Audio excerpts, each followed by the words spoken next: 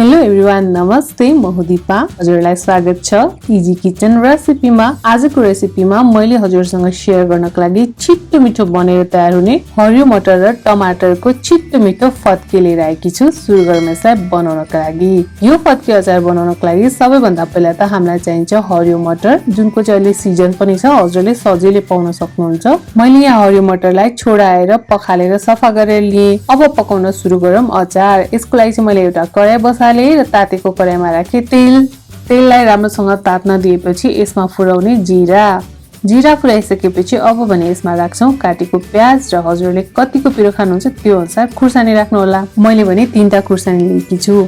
अब प्याज र खुर्सानीलाई एकछिन चलाएर भुट्ने। यतिको भुटेपछि यसमा राख्ने मसिन गरी कुटेको अदुवा, लसुन, हरियो प्याज, हरियो लसुन काटेर। यसलाई हामीले धेरै बेर भुट्दैनौं, एकैछिन भुट्ने। अब भने यसमा राखिदिने बेसार राखिदिसकेपछि यसमा राख्ने मटर, हरियो मटर राखेर यसलाई राम्रोसँग चलाएर 1 मिनेट जति चाहिँ मिडियम टु लो आँचमा राखेर यसलाई हामीले भुट्छौं।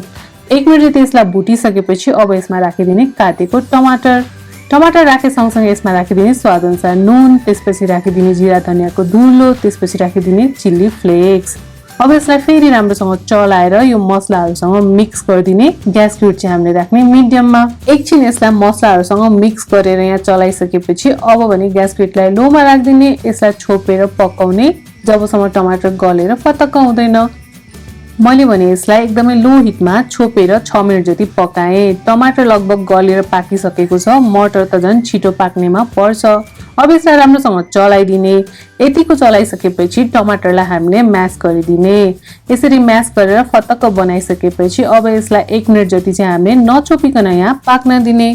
बाँकी रहेको टमाटरलाई गलेर यहाँनिर रेडी हुन दिने। केही बेर नछोपिकन पकाइसकेपछि अब भने राम्रैसँग टमाटर गलिसक्यो, फतक्क भइसक्यो र मटर पनि पाकिसक्यो। यतिको भएपछि ग्यासको हिट अफ गरिदिने। यसमा राख्ने हरियो धनिया राखिसकेपछि अब भने यसमा मैले थोरै कागतीको रस पनि राखिदिए, किनभने हामीले मटरको दाना युज गरेको छौं।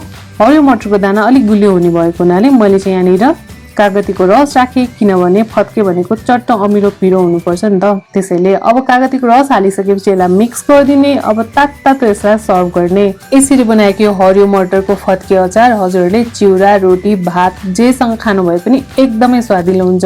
हजुरहरूले पनि यो छिट्टो मिठो बन्ने हरियो मटर र टमाटरको फत्के अचार एकचोटि ट्राई गर्नु होला। ट्राई गरेपछि हजुरको रेसिपी कस्तो बन्यो भनेर कमेन्ट गर्न भने नबिर्सिनु होला। आजको रेसिपी मन परेमा भिडियोलाई लाइक गरिदिनु होला, आफ्नो साथीभाइहरुसँग शेयर पनि गरिदिनु होला। अनि यस्तै छिट्टो मिठो रेसिपीहरुको लागि इजी किचन रेसिपीलाई सब्स्क्राइब गर्न भने नबिर्सिनु होला। हजुरको दिन शुभ बितोस्। Thank you.